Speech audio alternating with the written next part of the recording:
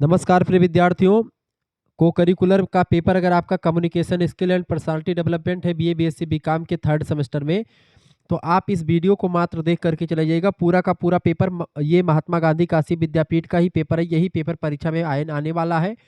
यानी कि ये पिछले साल का पेपर 2025 का है। इससे बाहर कुछ नहीं आपका पूछा जाएगा, ये बात आप ध्यान रखेंगे।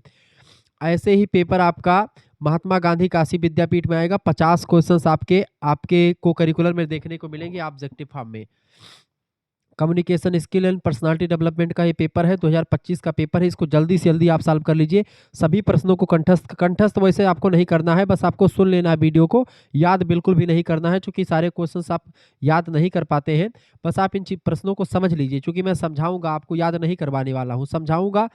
एक भी क्वेश्चंस आपका बाहर से नहीं फंसेगा। इससे पहले एक लेक्चर मैंने दिया है, वो देख लीजिएगा, और एक ये देख लीजिएगा, ठीक है। आपका इससे बाहर कुछ नहीं आएगा। अगला पहला प्रश्न, फ़ोन पर बात करते समय किस प्रकार के संचार का उपयोग किया जाता है? आपको बता दूं, पहला बताएं, फ़ोन पर बात करते समय किस प्रकार के संचार का उपयोग किया जाता है? When speaking on the phone, what type of communication is being used? तो मौखिक और आवाज़ का लहजा, मौखिक और आवाज़ का लहजा, ये आपका जो होता है verbal and tone of voice. इसका करेक्ट आंसर यही होगा जाएगा, ठीक है। क्योंकि फ़ोन पर आपका आवाज़ का लहजा और आपका मौखिक आवाज़ ही व्यक्ति सुनता है, तो ये वही आपका संचार का उपयोग होता है। ए ऑप्शन करेक्ट आंसर हो जाएगा, ठीक है। महात्मा गांधी काशी विद्यापीठ का ही पेपर है। आप ये प्रीवियस ईयर का यानी 2025 का 2026 में यहाँ से ऐसे ही क्वेश्चंस पूछे जाएंगे, बात ध्यान रखेंगे। अगला क्वेश्चन आपका था, संदर्भ प्रेषक और प्राप्तकर्ता के बीच पृष्ठभूमि की समानता को संदर्भित करता है क्या? शारीरिक, सामाजिक, कालू अनुक्रमिक या सांस्कृतिक? देखिए, सांस्कृतिक संदर्भ का अर्थ होता है कि संदेश भेजने और प्राप्त करने वाले के बीच रीति रिवाजों और पृष्ठभूमि की कितनी समान है, ठीक है। तो यहाँ पर आपका क्या हो जाएगा, आपका सांस्कृतिक भरा जाएगा। चौथा ऑप्शन करेक्ट आंसर है। सांस्कृतिक संदर्भ प्रेषक और प्राप्तकर्ता के बीच पृष्ठभूमि की समानता को संदर्भित करता है। इसका 4 ऑप्शन करेक्ट आंसर होगा, डी ऑप्शन। मेरी तबीयत बहुत ख़राब है, लेकिन फिर भी मैं आ चुका हूँ, चूँकि मैं अब तक कम से कम 3 से 4 मॉडल पेपर आपको मैं सॉल्व करवा देता। लेकिन तबीयत चूँकि मेरी इतनी ख़राब हो गई कि मैं उस कंडीशन में नहीं हूँ कि इतना सब मैं करवा पाऊँ। 50 क्वेश्चन ये आप देख लीजिएगा, इससे बाहर कुछ नहीं फँसने वाला, और 100 क्वेश्चन से पहले दिया था, उसको देख लीजिएगा। मौखिक संचार का उपयोग है। मौखिक संचार का उपयोग इनमें से बताएँ। मौखिक संचार जो तो संकेत के माध्यम से नहीं होता है, ना गणित, ना छवियाँ, फ़ोटो के माध्यम, बल्कि मौखिक संचार शब्दों के माध्यम से होता है, वर्ड्स के माध्यम से। सेकंड ऑप्शन करेक्ट आंसर होगा इसका। चौथा प्रश्न आप देखते हैं, संचार में आवाज़ का लहजा, शारीरिक भाषा, चेहरे के भाव आदि सम्मिलित होते हैं। किस प्रकार के संचार में? तो अशाब्दिक संचार में, नॉन वर्बल संचार में क्या होता है, शब्दों के बिना शरीर के संकेतों और चेहरों के भावों के जरिए जानकारी दी जाती है। तो ये होता है अशाब्दिक संचार, non verbal communication. Option number third correct answer होगा। अगला क्वेश्चन आप देखते हैं। प्रश्न है, अंतर्मुखी और बहिर्मुखी व्यक्तित्व का वर्गीकरण किसने किया था? बहुत ही महत्वपूर्ण प्रश्न है। Who has classified in introvert personality and extrovert personality? अंतर्मुखी और बहिर्मुखी व्यक्तित्व को कार्ल जुंग नाम के इतिहासकार ने बांटा है। जुंग महोदय लिखा होगा। ऑप्शन नंबर इसका बी करेक्ट आंसर हो जाएगा। अच्छा, ईड ईगो एंड सुपर ईगो की अवधारणा किसने दी? सिगमंड फ्रायड ने।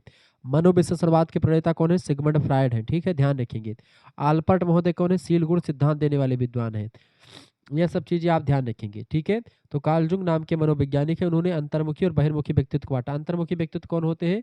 अंतर्मुखी से जो घर घुसना होते हैं, जिनको कुछ बाहर से समाज से कोई मतलब नहीं होता है। और बहिर्मुखी व्यक्तित्व तो सभी समाज से मतलब रखते हैं, हंसी हंसमुख स्वभाव टाइप के होते हैं, मिलनसार होते हैं।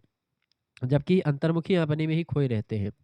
अगला क्वेश्चन, निम्न में से कौन क्रेस्मर या क्रेस्मर के द्वारा दिए गए व्यक्तित्व का प्रकार नहीं है? क्रेस्मर के द्वारा व्यक्तित्व का प्रकार कौन सा नहीं दिया गया है? तो सौंदर्य संबंधी, ऑप्शन नंबर इसका बी करेक्ट आंसर हो जाएगा। बी ऑप्शन लगा दीजिएगा। एथलेटिक, एस्थेमिक, एस्थेनिक और पिकनिक टाइप का व्यक्तित्व बताया है क्रेस्मर महोदय ने, सौंदर्य संबंधी नहीं बताया है, ठीक है। अगला क्वेश्चन, 7वां नंबर प्रश्न है, बचपन में व्यक्तित्व होता है। बचपन में व्यक्तित्व जो होता है बेटा, वो बहिर्मुखी होता है। बच्चे जो होते हैं वो सभी से बातचीत करते हैं, किसी से कोई वो नहीं होता, एक संयुक्त इकाई के रूप में कार्य करता है बच्चा। यह स्थिर नहीं बल्कि गतिशील होता है, इसलिए कथन आपका सेकंड वाला करेक्ट आंसर आपका हो जाएगा, ठीक है। तो सामान्य छोटे बच्चे सामाजिक और अपनी भावनाओं को खुल करके व्यक्त करते हैं, और कोई लाग लपेट नहीं होता। अगला क्वेश्चन आपका 8वां नंबर प्रश्न आप देखते हैं। प्रश्न निम्नलिखित में से कौन सा व्यक्तित्व लक्षण की विशेषताएं क्या है बताएं। प्रत्येक व्यक्ति का अद्वितीय व्यक्तित्व होता है, बिल्कुल होता है, इसमें कोई दो राय ही नहीं है। यानी कि हर व्यक्ति का जो पर्सनालिटी अलग अलग होती है। व्यक्तित्व एक संयुक्त समग्रता के रूप में कार्य करता है, बिल्कुल करता है। यानी फर्स्ट एंड सेकंड, इसका करेक्ट आंसर क्या हो जाएगा, फर्स्ट एंड सेकंड दोनों सही ऑप्शन हो जाएंगे, 4 ऑप्शन करेक्ट आंसर हो जाएगा। तीसरा गलत है, व्यक्तित्व स्थिर है गतिशील नहीं। व्यक्तित्व गतिशील होता है, परिवर्तन होता रहता है उसमें। 9वां नंबर क्वेश्चन आपका आ चुका, कथन गलत कथन चुने बताएं। 9वां नंबर प्रश्न आपका आ चुका, गलत कथन चुने। व्यक्तित्व केवल व्यक्ति के दिखावे तक ही सीमित होता है। यानी कि करेक्ट आंसर क्या हो जाएगा, यही आपका गलत हो जाएगा, बाकी सभी सही हैं। ठीक है। व्यक्तित्व अद्वितीय और विशिष्ट होता है, बिल्कुल होता है। व्यक्तित्व आनुवंशिकता और पर्यावरण का संयुक्त उत्पाद होता है, बिल्कुल। व्यक्तित्व व्यक्ति के अवचेतन और अचेतन व्यवहार पर फैसला करता है, बिल्कुल। तीनों करेक्ट आंसर इसका है। बाकी चौथा गलत है, यही पूछा गया था कौन सा गलत है। निम्नलिखित में से कौन सा परीक्षण पूर्णतः मौखिक परीक्षण है बताएं। निम्नलिखित में से कौन सा परीक्षण पूर्णतः मौखिक परीक्षण है बेटा। तो व्यक्तित्व परीक्षण जो होता है, व्यक्तित्व प्रश्नावली वाला जो परीक्षण होता है, ये मौखिक परीक्षण होता है। ऑप्शन नंबर इसका सी करेक्ट आंसर हो जाएगा, पर्सनालिटी क्वेश्चन विधि। 11 नंबर प्रश्न है, व्यक्तित्व के कौन से दृष्टिकोण में आत्म सुधार को महत्व दिया जाता है। तो व्यक्तित्व के कौन से गुण में बेटा, व्यक्तित्व के मानववादी जो गुण होता है, व्यक्तित्व के मानववादी दृष्टिकोण के में आत्म सुधार पर बल दिया जाता है, ह्यूमनिस्टिक। ऑप्शन नंबर इसका थर्ड करेक्ट आंसर होगा। 12 नंबर प्रश्न है, निम्नलिखित में से कौन व्यक्तित्व माप की प्रक्षेपी टेक्निक है बताएं। प्रक्षेपी टेक्निक इनमें से कौन सी होती है। तो 12 नंबर का करेक्ट आंसर आपका हो जाएगा थियोमेटिक अप्रोसिएशन टेस्ट। अंग्रेजी में आपको टीएटी व्यक्तित्व परीक्षण मैंने आपको बताया होगा। टीएटी मतलब थियोमेटिक अप्रोसिएशन टेस्ट, हिंदी में इसको बोलते हैं विषयगत धारणा परीक्षण। ठीक है, ये प्रक्षेपी टेक्निक होती है। अगला क्वेश्चन आपका आ चुका, 13 नंबर प्रश्न देखेंगे। निम्नलिखित में से कौन सा कारक बच्चे के व्यक्तित्व विकास को प्रभावित करता है। निम्नलिखित में से कौन सा कारक व्यक्तित्व के मतलब बच्चे के व्यक्तित्व विकास को प्रभावित करता है। उसका करेक्ट आंसर क्या हो जाएगा, वंशानुगत, सामाजिक वातावरण और भौतिक वातावरण, ये सब प्रभावित करते हैं बच्चे के व्यक्तित्व को। ऑप्शन यानी कि हेरिडिटीली, सोशल इन्वायरमेंट, फिजिकल इन्वायरमेंट, सभी। डी ऑप्शन करेक्ट आंसर होगा। 14 नंबर प्रश्न देखेंगे। निम्नलिखित में से कौन व्यक्तित्व का जैविक निर्धारक है। व्यक्तित्व का जैविक निर्धारक कौन सा है, आनुवांशिकता का प्रभाव, बिल्कुल राइट आंसर आपका है ए ऑप्शन। ठीक है। 15 नंबर, पुरुषों में चेहरे के सौंदर्य मानक सहित किस भाग को साफ किया जाना चाहिए। दाढ़ी और मूछें, दाढ़ी मूछें और साइड बर्न, दाढ़ी मूछें और भौहें, या इनमें से कोई नहीं। करेक्ट आंसर क्या हो जाएगा, यानी कि पुरुषों के चेहरे के सौंदर्य मानक सहित किस भाग को साफ किया जाना चाहिए। तो पुरुषों के लिए क्या होता है बेटा, दाढ़ी मूछें और साइड बर्न जो होती है उसको साफ करना चाहिए। ऑप्शन नंबर इसका सेकंड करेक्ट आंसर हो जाएगा। अगला क्वेश्चन आपका आ चुका, 16 नंबर प्रश्न है, जब पुरुष सहायक उपकरण चुनते हैं तो उन्हें यह सुनिश्चित करना चाहिए, क्या चाहिए कि वे क्या सुनिश्चित करना चाहिए। जब पुरुष सहायक उपकरण चुनते हैं तो उन्हें सुनिश्चित करना चाहिए कि वे चिकने चिकने बकल वाली चमड़ी की बेल्ट चुने। ठीक है, ताकि वो चमके। ध्यान आकर्षित करने के लिए एक आकर्षक घड़ी चुने, या एक लंबे जूते चुने, या चमकदार कपड़े चुने। तो नहीं, चिकने बकल वाली जो है चिकने बकल वाली जो चमड़े की बेल्ट होती है उसको चुनना चाहिए। ऑप्शन नंबर सेकंड करेक्ट है, क्योंकि पेशेवर माहौल में बंद जूते अधिक औपचारिक माने जाते हैं, और साथ ही साथ में क्या नाम सॉरी सॉरी चिकने बकल वाली चमड़े की बेल्ट जरूरी होती है। खुले पैर वाले जूते बिल्कुल भी इसमें सही नहीं होते हैं। अगर आप किसी नौकरी में पढ़ रहे हैं तो जूता भी आपका एकदम बंद बंद होना चाहिए, और आपका बक्कल जो घड़ी की मतलब कि उसकी बेल्ट की हो एकदम से चिकनी होनी चाहिए। महिलाओं के पास ऐसे जूते होने चाहिए जो महिलाओं के पास खुले पैर वाले नहीं है।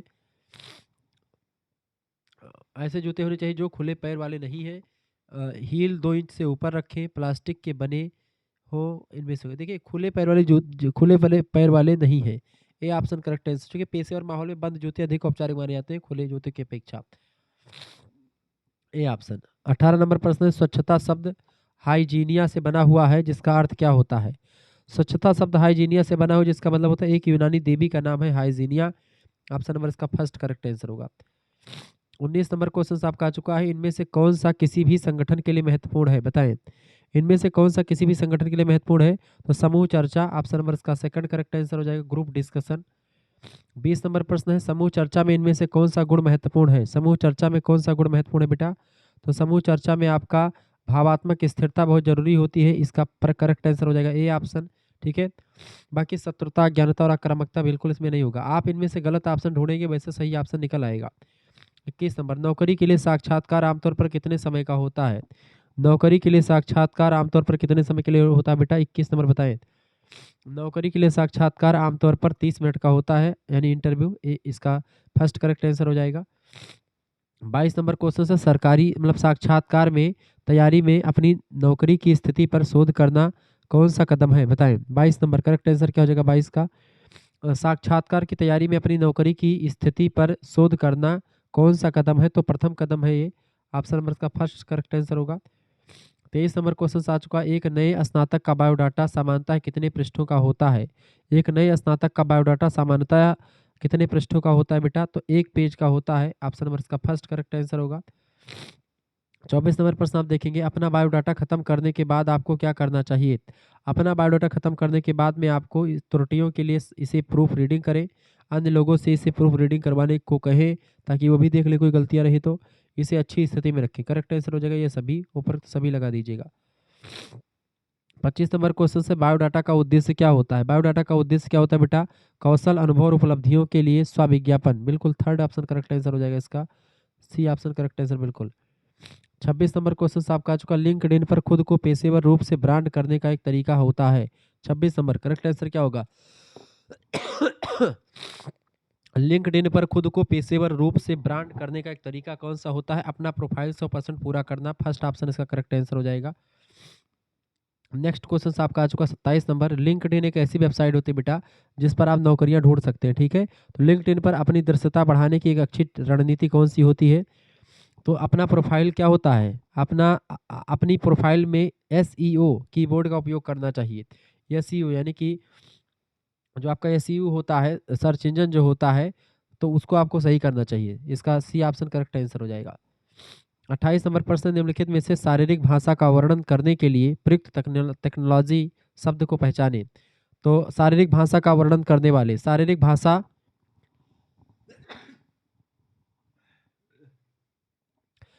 भाषा बॉडी लैंग्वेज का वर्णन करने के लिए काइनेमिक्स शब्द का प्रयोग करते हैं। काइनेमिक्स ऑप्शन नंबर इसका थर्ड करेक्ट आंसर हो जाएगा। अगला क्वेश्चन से 29 नंबर, शारीरिक भाषा, हाव भाव, मुद्राएं, चेहरे के भाव और शरीर की गतिविधियों का अध्ययन करना क्या कहलाता है? बताएं।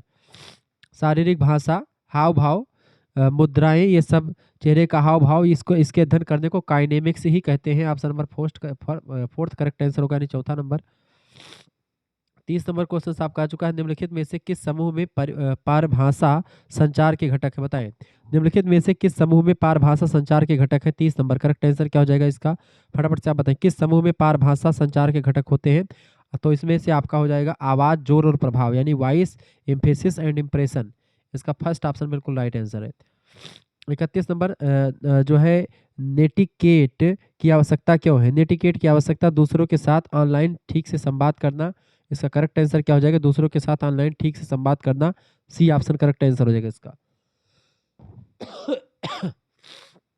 32 नंबर प्रश्न, सोशल मीडिया नेटवर्क जिसे पहले फेसबुक के नाम से जाना जाता था उसका नाम बदल करके क्या कर दिया गया है? उसको मेटा कर दिया गया, मेटा नाम कर दिया गया फेसबुक का। ए ऑप्शन करेक्ट आंसर हो जाएगा। मेटा फेसबुक अब हो चुका है। अगला क्वेश्चन, निम्नलिखित में से क्या समानता है फेसबुक, ट्विटर, इंस्टाग्राम, प्रिंट क्या दिया गया आपका? पिंटरेस्ट। मतलब फेसबुक, ट्विटर, इंस्टाग्राम, पिंटरेस्ट में क्या समानता है?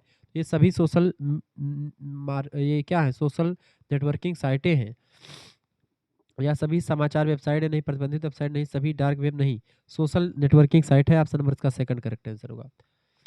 34 नंबर प्रश्न, हैकिंग के लिए यूजर का पासवर्ड जानना क्या कहलाता है? हैकिंग के लिए बताएं, प्रश्न आपका क्या आ चुका बेटा? 34 नंबर प्रश्न है, हैकिंग के लिए यूजर का पासवर्ड जानना कहलाता है, इसको बोलते हैं स्पूफिंग। स्पूफिंग कहा जाता है उसको। ऑप्शन नंबर इसका बी करेक्ट आंसर होगा। अगला क्वेश्चन आपका आ चुका है, फटाफट से आप देखेंगे। 35 नंबर प्रश्न आपका आ चुका है, इलेक्ट्रॉनिक संचार साधनों में सभी बड़े अक्षरों में टाइप करना। इलेक्ट्रॉनिक संचार साधनों में सभी अक्षरों में टाइप करना, बड़े अक्षरों में टाइप करना क्या होता है? इलेक्ट्रॉनिक संचार में सभी बड़े अक्षरों यानी कि ऑल कैपिटल लेटर में टाइप करने का अर्थ होता है क्या? ये आप चिल्ला रहे हैं? बिल्कुल सेकंड ऑप्शन करेक्ट आंसर हो जाएगा। Second, you are shouting. ठीक है, 36 नंबर प्रश्न आपका आ चुका है। नेटिकेट का स्वर्णिम नियम क्या है? नेटिकेट का स्वर्णिम नियम मानव को याद रखें, रिमेंबर, ठीक है, remember the human. Option number इसका ए करेक्ट आंसर हो जाएगा। 37 नंबर प्रश्न है, इनमें से कौन सा साइबर बुलिंग होता है? साइबर बुलिंग बताएं। साइबर बुलिंग आपका जैसे फ्लेम मेल हो गया, पोस्ट करने का अर्थ, या चर्चा बोर्ड पर टिप्पणियां, नफरत मेल, ये सारी मेल जो होती हैं ये सब आपके साइबर बुलिंग के अंतर्गत ही आती हैं। फोर्थ ऑप्शन करेक्ट आंसर हो जाएगा, चौथा। अगला क्वेश्चन से, आपको निम्नलिखित में से कौन सा इंटरनेट पर कभी नहीं देना चाहिए? बताएं। प्रश्न आपका क्या पूछा गया? आपको निम्नलिखित में से कौन सा इंटरनेट पर कभी नहीं देना चाहिए? आपका नाम, आपका पता, आपकी उम्र, या ये सभी?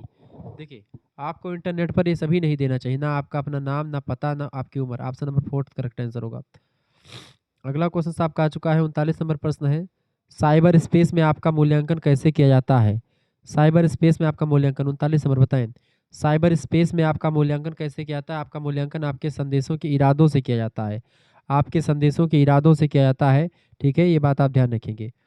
करेक्ट आंसर क्या हो जाएगा 39 का? सॉरी, बिल्कुल सेकंड ऑप्शन, आपका मूल्यांकन आपके संदेशों के इरादे से किया जाता है, सेकंड ऑप्शन करेक्ट आंसर होगा। 40 नंबर प्रश्न आपका पूछा गया था, यदि आपको किसी ऐसे व्यक्ति से संदेश या ईमेल प्राप्त होता है जिसे आप नहीं जानते, तो आपको क्या करना चाहिए? इसे तुरंत खोलें और उत्तर दें? बिल्कुल भी नहीं। इसे खोलें बिना हटा दें। करेक्ट आंसर क्या हो जाएगा आपका?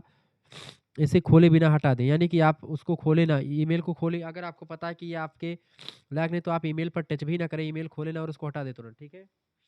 ऑप्शन नंबर इसका बी करेक्ट आंसर हो जाएगा।